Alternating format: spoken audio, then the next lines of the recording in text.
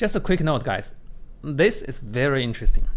For the record, I don't care if they're fucking. None of my business. But it's significant because, as far as I know, it's the first time heavyweight conservatives talk about Trump's replacement. So either Erika didn't get the memo that Trump wants to trash the Constitution and stay on, or maybe she got the wind that mofo is dying soon. So this is like a coup within a coup. Before Donald could finish his coup, some forces are already planning to replace him. Not to prevent dictatorship, of course, but to install a different dictator. It's a very delicate situation.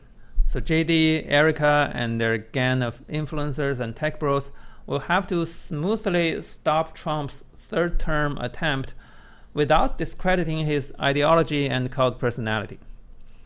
So maybe they're plotting the Chinese model, where the CCP embalmed Mao's body while putting his wife and personal minions in jail. Very subtle work.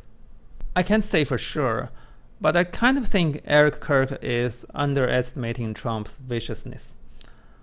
Trump has this psychology that does not tolerate any hint at power transition. I think he's gonna stay in the White House until he either dies or gets arrested. He will come up with something no one expected to disrupt the election schedule. And don't underestimate his unpredictability. Who in the political circle predicted his boat attacks? No one.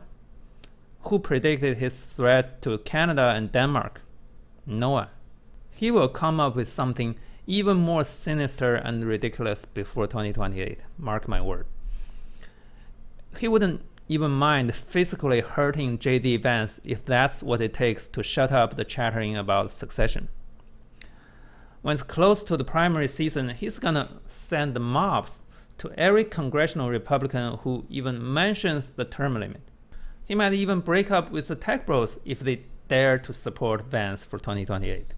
But of course, another scenario is that Vance simply gives up and actively helps Trump justify a third term, which is probably the best strategy for him to stay out of physical danger. I think it boils down to the midterm. If Trump is able to help the GOP rig the midterm, other Republicans will be more likely to rally behind his coup and trash the term limit. But if the Republicans lose the midterm, they will probably support some other candidates at the risk of angering Trump. So either way, shit will hit the fan. Personally, I just don't see a path in 2028 where a constitutional crisis or even political violence can be avoided. It's just a matter of scale. If the Republicans lose the midterm, the conflict will probably be confined within the Republican Party between Trump and whoever tries to replace him. I really wish that's the case. I wish the Republicans can sort it out among themselves and nominate someone other than Trump so the crisis won't spill over to the general public. But a wish is not a prediction.